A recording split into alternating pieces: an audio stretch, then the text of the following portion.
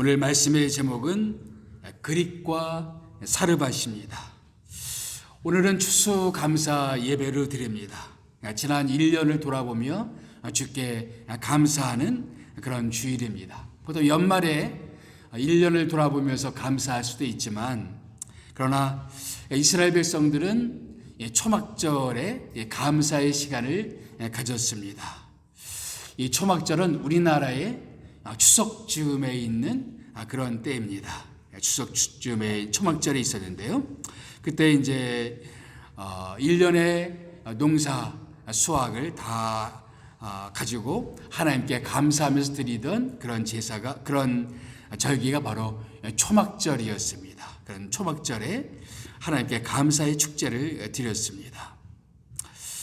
그런데 개신교에서는 이제 이 추수감사 예배를 드리게 되는데, 특별히 청교도 전통에 유래합니다. 이 청교도들이 신앙 박해를 피해서 미국으로 도주하죠. 그래서 미국으로 가게 되는데, 메이플라이어호를 타고 미국에 도착해서 그들이 제일 먼저 한 것이 뭐냐면은 그들의 집을 짓기도 전에 먼저 교회를 지었습니다.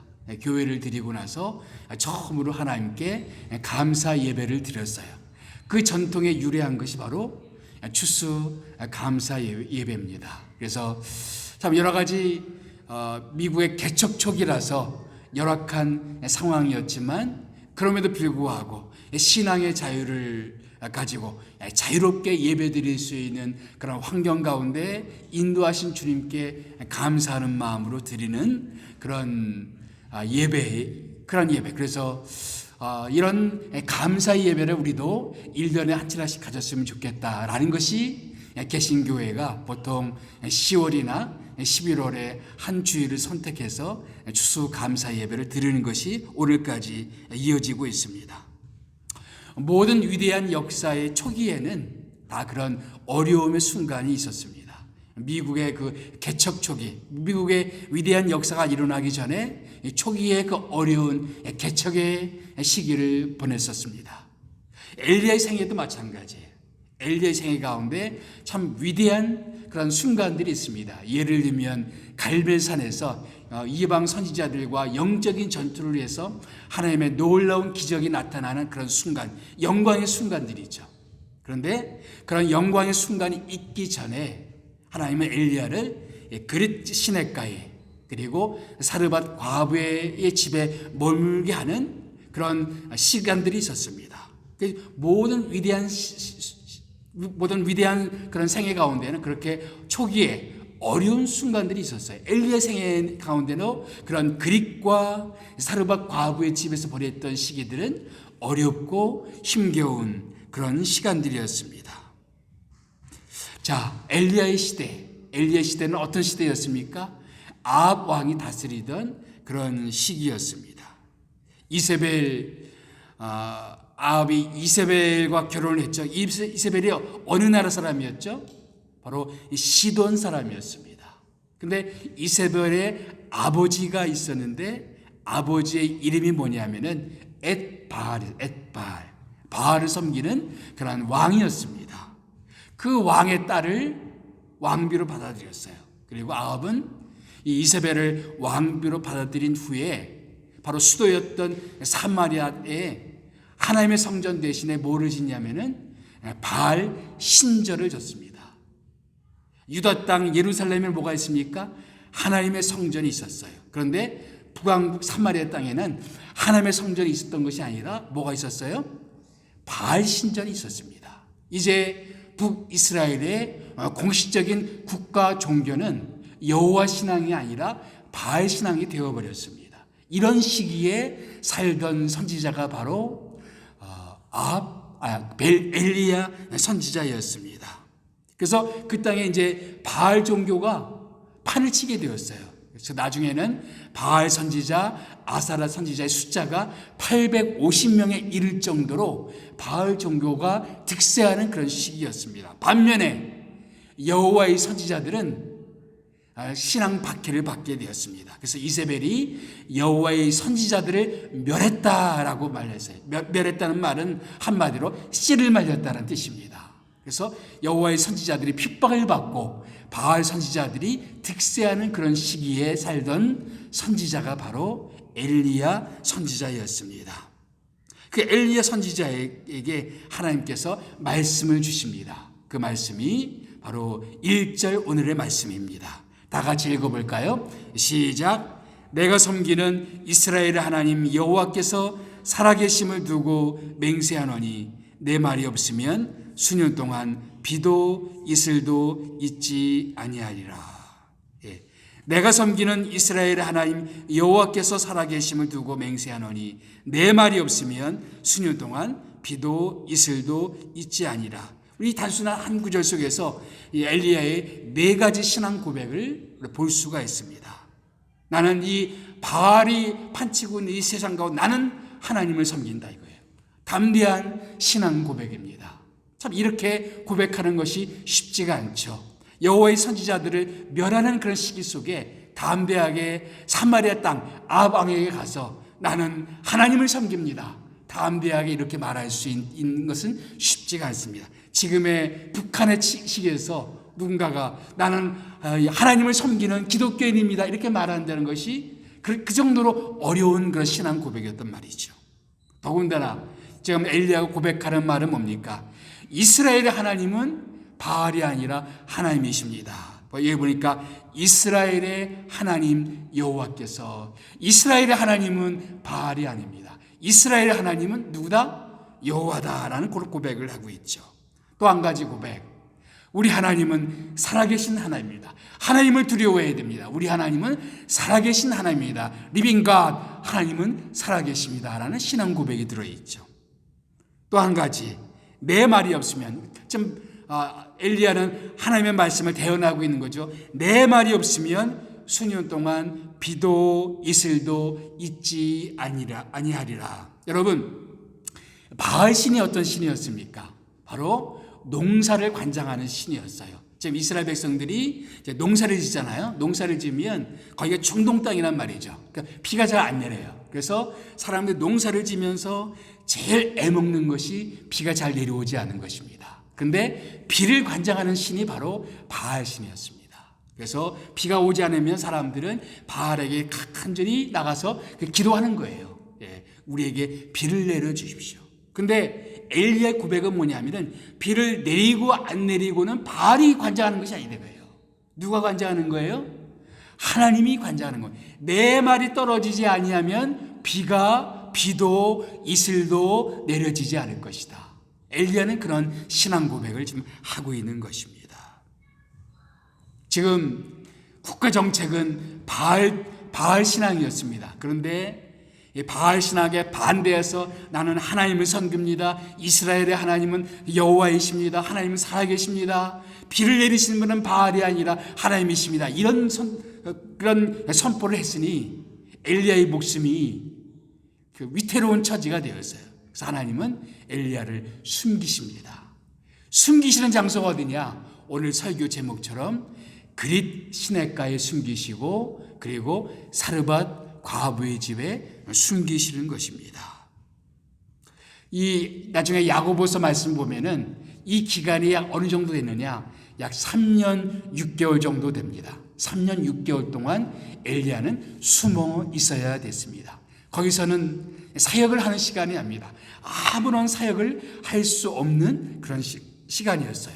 사람을 만날 수도 없는 곳이었습니다. 숨어 있어야 되는 곳이었습니다. 엘리야는 그곳에서 까마귀가 물어다 주는 음식을 통해서 혹은 사르밧 과부가 주는 음식에 의존해야만 되는 그런 시기였습니다. 자기 문제를 자기가 해결하지 못하고 누군가에게 의존해서 지내야만 되는 그런 시기였습니다. 우리는 인생의 어느 한순간에 이런 그릿 시냇가에 혹은 사르밧 과부의 집에 머무는 것 같은 그런 순간들을 지낼 때가 있습니다. 정말 갈멜산에서 위대한 역사를 이루는 그런 엘리야가 아니라 그릿 시냇가에서 사르밧 과부의 집에서 아무런 일도 하지 못하고 아무런 사람도 만나지 못하고 아무런 사역도 일어나지 않는 그런 숨겨진 시간, 조용한 시간, 고독한 시간을 우리 그런 시간을 우리도 보낼 수가 있다는 거예요. 더군다나 자기네 삶의 문제를 누군가에게 의존해서 보내야 되는 그런 시간들. 저는 이번 주에 이 말씀을 묵상하면서 지금 내 상태가 이런 상태는 아닌가 하는 그런 생각이 들었습니다. 왜 하나님은 인생의 한때 이런 순간들을 우리에게 허용하시는가, 허락하시는가? 하나님의 엘리야에게 왜 이런 시간들을 허용하셨는가? 아마 엘리야를 훈련하기 위해서였겠죠. 아마 우리들을 훈련하시기 위해서 이런 시간들을 허락하시는 것이라 믿습니다. 도대체 하나님은 그리 신학가를 통해서, 사르밧 과부의 집을 통해서, 그런 곳에 머무는 시간들을 통해서 우리에게 어떤 훈련을 하기 원하시는 것일까요? 첫째는 전적으로 하나님만 의존하는 훈련을 시키기를 원하시는 것입니다. 여기 시내란 말은 다운타운을 말하는 것이 아니겠죠? 시냇물을 의미합니다. 이스라엘 땅에는 와디라는 것이 있습니다. 이것은 정상적인 시내가 아니라 이스라엘 땅에는 거의 중동의 한 지역이잖아요. 그래서 비가 갑자기 폭우처럼 쏟아지면 잠시 시냇물처럼 웅덩이가 생기는 경우가 있어요. 그것을 이스라엘 사람들은 와디입니다. 그래서 시냇물처럼 흘러가요. 그러나 그것은 잠시 고요해 있는 시냇물입니다. 곧 마르고 말 거예요. 이 요단 동편이지만 여기 말하는 시내는 요단강에 연이은 그런 시냇물이 아니라 와디였어요. 와디. 그래서 곧 말라버릴 수밖에 없는, 더군다나 엘리야가 무슨 선포를 했어요? 바로 비가 오지 아니하리라 선포를 했습니다. 바로 곧 말라버릴 시냇가로 엘리야를 보내십니다. 곧 말라버릴 시냇가에서 먹는 물을 해결해야 됐습니다. 더군다나 먹는 문제를 어디에 의존해야 됐어요? 4절 말씀 보니까 까마귀, 내가 까마귀들에게 명령하여 거기서 너를 먹이게 하리라. 미물을 통해서 엘리야를 먹이시겠다라고 말씀합니다. 엘리야가 뭐 할 수 있는 게 아무것도 없었습니다. 까마귀가 물어다 주는 음식을 먹을 수밖에 없는, 전적으로 뭔가에 의존할 수밖에 없는 그런 상황이었습니다. 그리고 엘리야의 예언대로 가뭄이 찾아오니까 그 시냇물도 곧 말라버렸어요. 그리고 나서 하나님이 엘리야를 보내시는 곳이 어디였어요? 그릿 시내까지 어디로? 사르밧 과부의 집. 근데 사르밧이 어느 땅에 있었습니까? 시돈 땅에 있었습니다. 여러분, 아합의 아내 이세벨의 고향이 어디였어요? 시돈의 공주였다. 시돈은 바알 숭배의 본거지였습니다. 왜 하나님께서 바알 신앙과 맞서 싸워야 되는 이 엘리야를 시돈 땅으로 보내셨을까요? 하나님은 이 시돈 땅에 있는 한 과부의 집으로 지금 엘리야를 보내시는 것입니다. 그래서 이렇게 말씀하시죠. 다 같이 시작. 내가 그곳 과부에게 명령하여 내게 음식을 주게 하였느니라. 이스라엘 땅에 그렇게 많은 과부들이 있는데 이스라엘 땅의 과부도 아니고 어느 나라? 바로 시돈 땅에 있는 한 과부를 통해서 이 엘리야를 먹이겠다라는 것입니다. 더군다나 지금 상황은 어떤 상황이었어요? 아합이 엘리야를 찾고 있었습니다. 뭐 하기 위해서? 잡아 죽이기 위해서, 엘리야를 찾기 위해서 전국적으로 수색을 하고 있었습니다. 나중에 엘리야가 오바댜라는 그런 하나님을 잘 섬기는 그 아합의 신하를 만나게 되는데, 오바댜가 그런 말을 합니다. 아합이 당신을 찾는데 심지어는 이웃 나라에까지 가서 당신의 행방을 찾습니다. 그리고 못 봤다 그러면은 못 봤다라는 것을 아주 맹세시킬 정도로 그렇게 당신을 찾고 있습니다. 지금 아합은 엘리야를 잡아 죽이려고 엘리야를 찾아 나서고 있었어요. 그런데 지금 하나님이 엘리야를 어디로 보내요? 시돈 땅, 바로 바알 숭배의 본거지로 보냅니다. 누가 밀고라도 하게 되면 바로 죽을 수밖에 없는 풍전등화 같은 그런 상황이었어요. 죽을 수밖에 없는 상황이었어요. 그 위태한 장소, 그 위험한 장소 속에 하나님은 엘리야를 사르밧 땅으로, 시돈 땅으로 보내셨습니다. 하루하루 생존하는 것이 하나님을 의지하지 않고는 살아갈 수 없는 그런 상황이었습니다. 그런 상황 속에 하나님은 엘리야를 집어넣으셨어요. 왜 그러셨을까요? 바로 하나님만 의지하도록, 하나님만 바라보도록. 오늘 우리가 불렀던 광야라는 찬양이 오늘 설교 전체를 요약하는 것 같아요. 정말 광야, 하나님을 의지할 수밖에 없는 것, 하나님을 바라볼 수밖에 없는 것, 하나님을 의지하지 않고는 살아갈 수 없는 것, 하나님만 바라볼 수 있는 것. 하나님 때때로 우리가 하나님만 바라볼 수밖에 없는 상황 가운데 우리를 집어넣으심으로 우리를 훈련하십니다. 때때로는 우리에게 어떤 상황을 주시죠. 가족 중에 누군가가 아프게 되어서 정말 우리가 하나님을 의지할 수밖에 없구나. 그래서 그런 상황을 주셔서 정말 하나님을 의지하게 하십니다. 때때로 하나님은 우리를 그릿 시냇가로, 사르밧 과부의 집으로 하나님만 바라볼 수밖에 없는 그런 상황 가운데 우리를 집어넣으십니다. 그래서 오로지 하나님만 의지하게 하십니다. 과거 애굽 땅을 탈출한 출애굽한 이스라엘 백성들을 생각해 보십시오. 광야를 걷게 되었죠. 먹는 문제, 마시는 문제가 쉽지 않았습니다.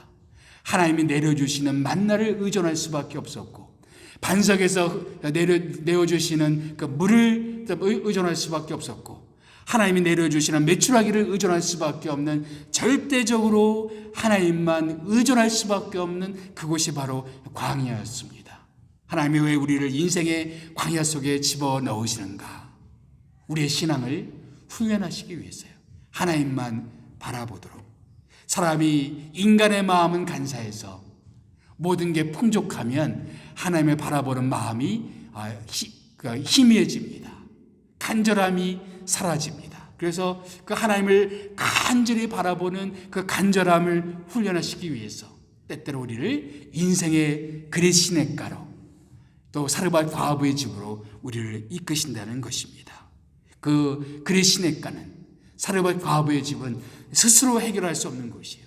하나님만 바라볼 수 없는 곳, 바라볼 수밖에 없는 곳입니다. 그런 곳에서 우리는 하나님을 바라보는 훈련, 하나님은 우리 모두를 그렇게 훈련하기를 원하시는 것입니다.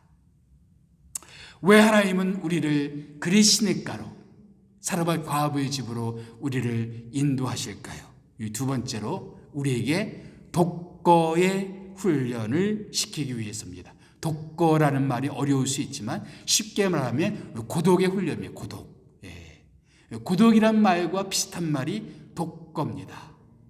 여기 3절 말씀을 다 같이 읽어볼까요? 시작. 너는 여기서 떠나 동쪽으로 가서 요단 앞 그릿 시냇가에 숨고. 지금 그릿 시냇가 그리고 사르밧 과부의 집에서 보내는 시기는 숨어 있어야 되는 그런 시간이었습니다. 사람을 만날 수 있는 그런 시간이 아니었어요.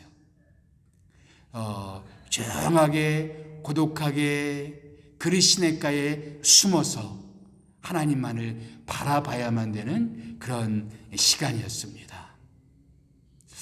그런데 하나님 때때로 우리를 그렇게 고독하게 인생의 시간을 보내야 되는 그런 시간들을 허락하신단 말이죠. 만날 수 있는 사람도 별로 없고, 함께 할 수 있는 사람도 별로 없고, 사역할 수 있는 사람도 별로 없고, 전할 수 있는 사람도 별로 없고, 그냥 몇 사람과 함께 더불어서 그렇게 인생의 시간을 보내야 되는 그런 때가 있습니다.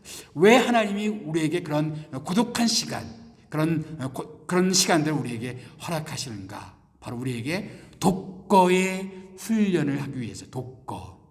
누군가 독거를 이렇게 말했어요. 독거도 고독인데 무슨 고독이냐? 하나님과 함께하는 고독이다. 이렇게 정의되어 있어요. 하나님과 함께하는 고독. Loneliness with God. 하나님과 함께하는 고독.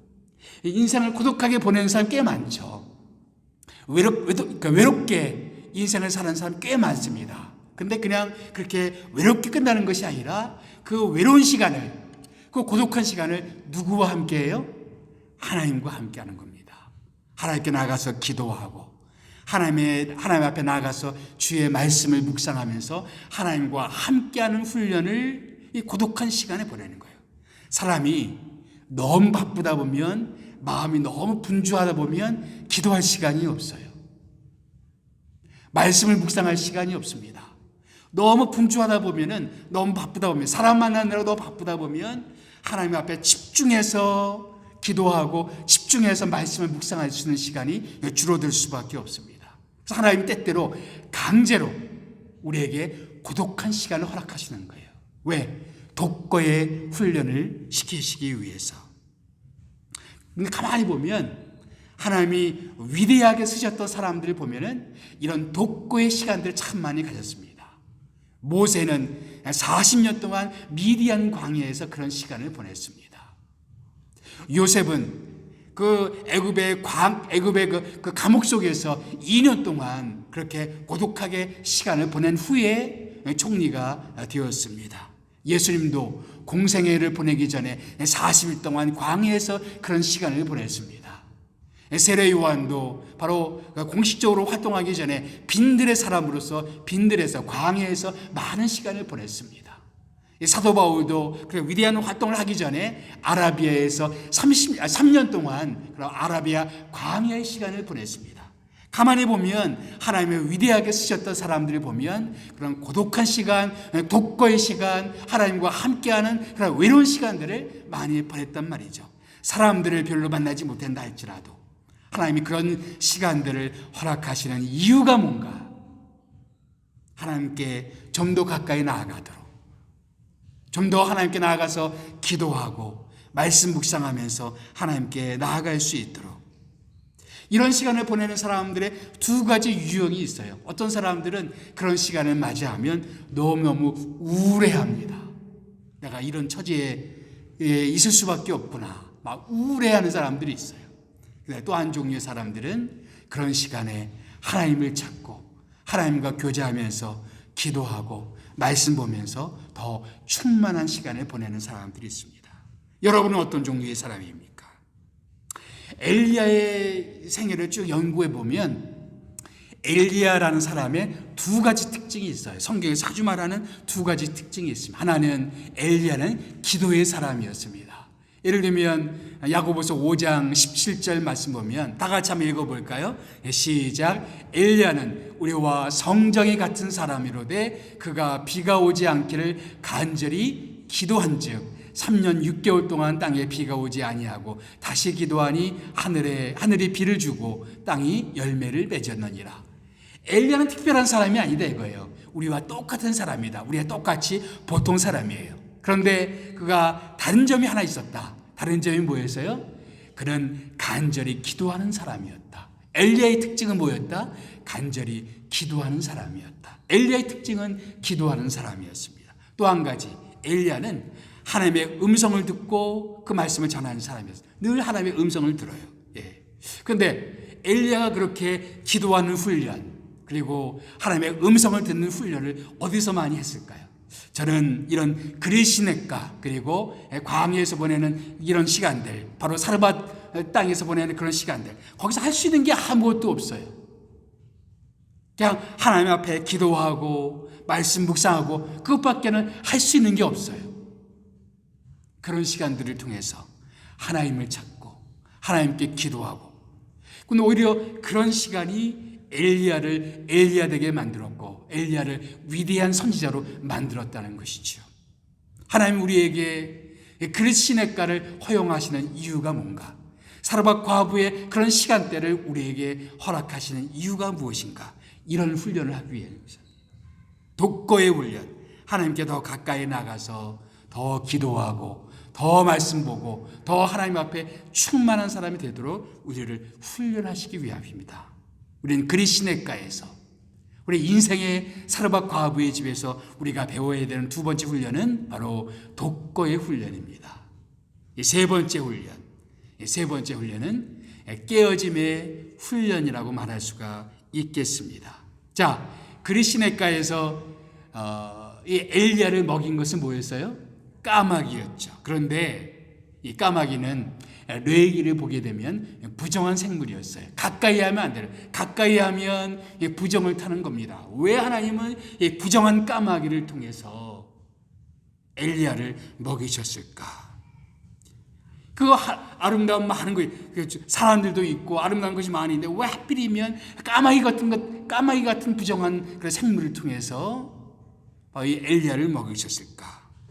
또 사르밧 과부, 이스라엘 땅에 과부가 없어서 왜 하나님은 이방 땅 바알을 숭배하는 그 땅에 있는 그 과부의 집에 그 과부를 통해서 이 엘리야를 먹이셨을까? 어떻게 보면 하나님을 믿는 사람으로서 어떤 자존심이 허락하지 않는 것이죠.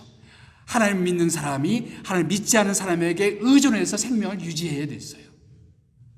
하나님의 선지자가 이방 땅에 있는 한 사람을 통해서 먹는 문제가 해결되었어요.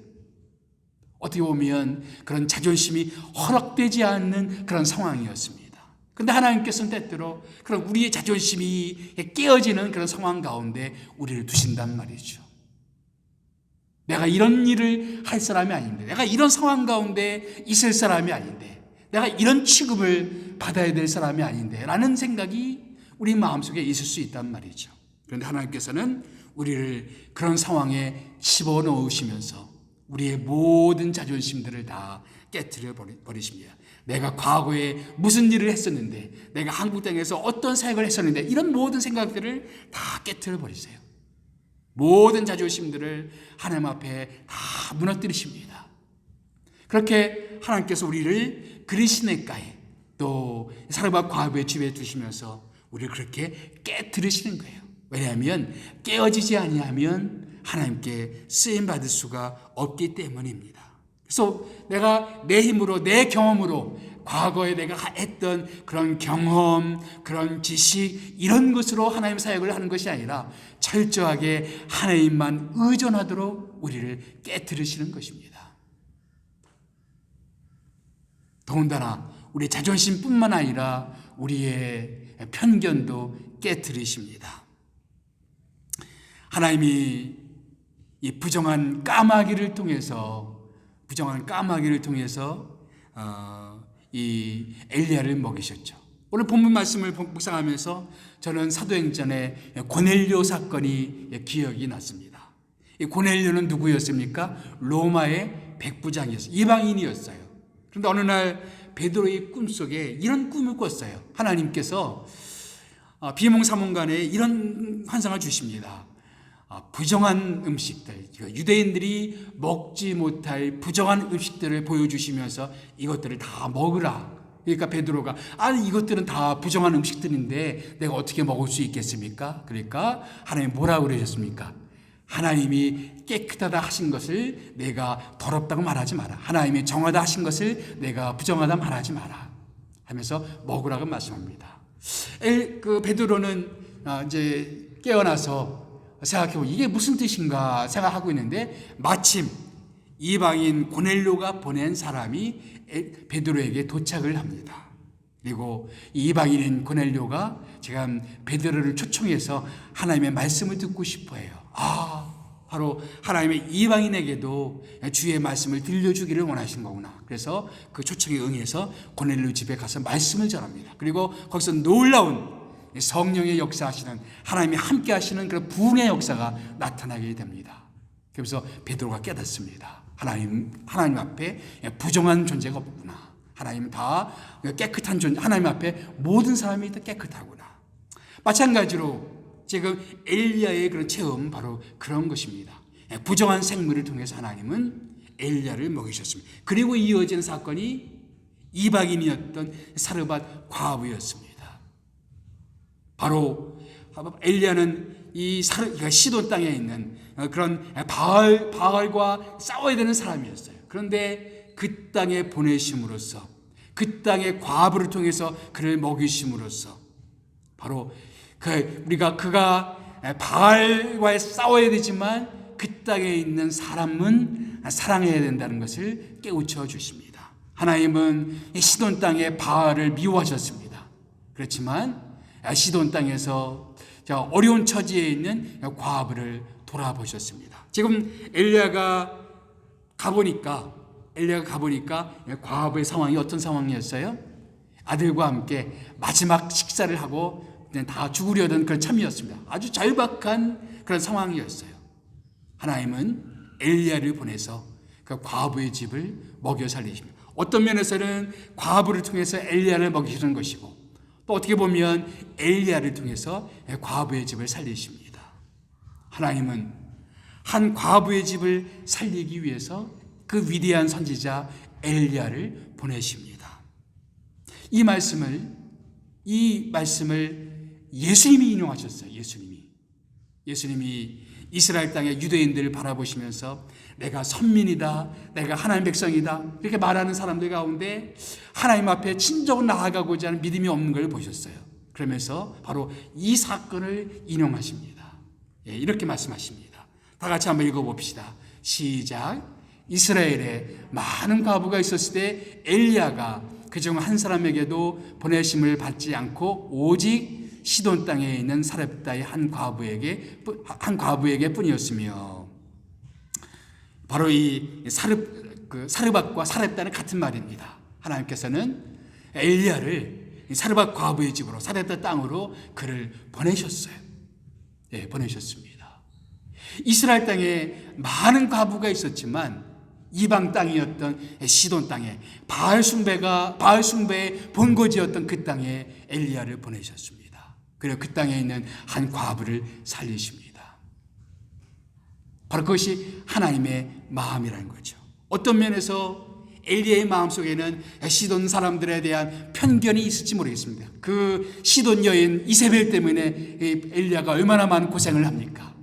그런데 그런 시돈에 있는 한 과부에게 감으로 말미암아 그 마음속에 있을 수 있었던 그 마음의 모든 편견들을 다 내어놓게 하십니다.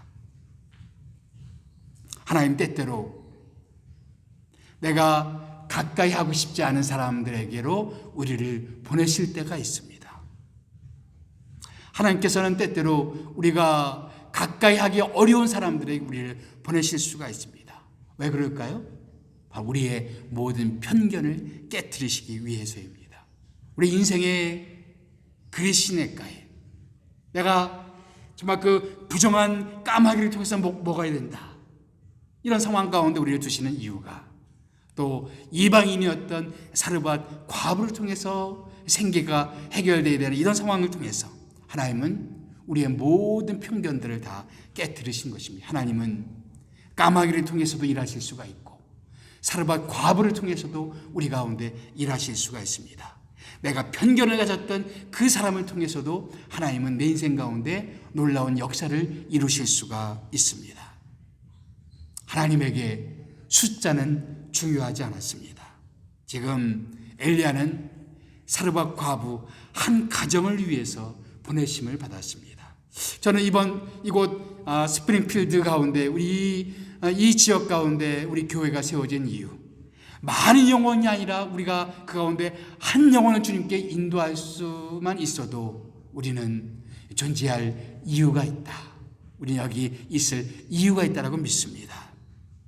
하나님은 우리에게 그렇게 우리를 보내십니다. 구약 성경 가운데 편견을 극복하지 못했던 선지자 한 사람이 있습니다. 누구일까요? 요나입니다. 요나에게는 사랑할 수 없는 사람들이 있었어요. 바로 니느웨 사람들입니다. 니느웨 사람들이 바로 유다 백성들을 쳐들어와서 유다 사람들을 괴롭게 합니다. 그래서 니느웨 사람들 때문에 괴롭힘을 당합니다.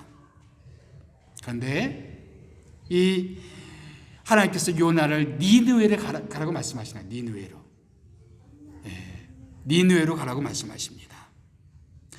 요나는 그 땅에 가기가 싫었던 거예요. 자기 민족을 괴롭히는 니느웨 사람들이 가야 된다? 싫었습니다. 그래서 니느웨가 아니라 어디를 가기를 원했어요? 다시스로 가기를 원했습니다. 그런데 하나님이 개입하셔서 이 요나를 니느웨로 보내십니다. 그리고 말씀을 전했는데 놀라운 부흥의 역사가 일어나요. 많은 사람들이 요나의 설교를 듣고 회개합니다. 이것도 요나의 마음에 들지 않았어요. 그냥 사람들이 그 말씀을 들어도 회개하지 않았으면 좋겠는데 회개를 하고 주님께 돌아와요. 마음이 불편했습니다. 그때 하나님께서 요나에게 들려주시는 말씀, 요나서는 그 하나님이 요나에게 들려주시는 말씀으로 끝납니다. 이 말씀은 이렇게 끝나요. 이 큰 성읍 니느웨에는 좌우를 분별하지 못하는 자가 12만 명이요 가축도 많이 있나니 내가 어찌 아끼지 아니하겠느냐. 좌우를 분별하지 못하는 사람은 아마 어린아이들을 염두에 두신 말씀인 것 같습니다. 그러니까 어린아이들만 해도 12만 명인데 내가 이 많은 영혼들을 내가 아껴야 되지 않겠는가.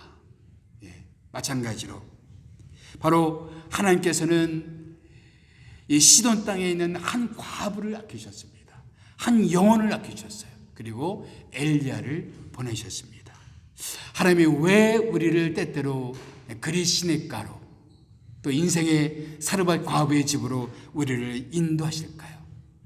우리의 편견을 깨트려서 바로 그곳에 있는 한 영혼을 구원하기 위해서, 우리를 그렇게 깨트리시기 위해서, 우리에게 하나님의 마음을 갖게 하기 위해서, 우리를 깨트려서, 우리의 편견을 깨트려서 바로 사람들을 사랑하는 마음을 우리에게 가르치시기 위해서 우리를 깨트리신단 말이죠.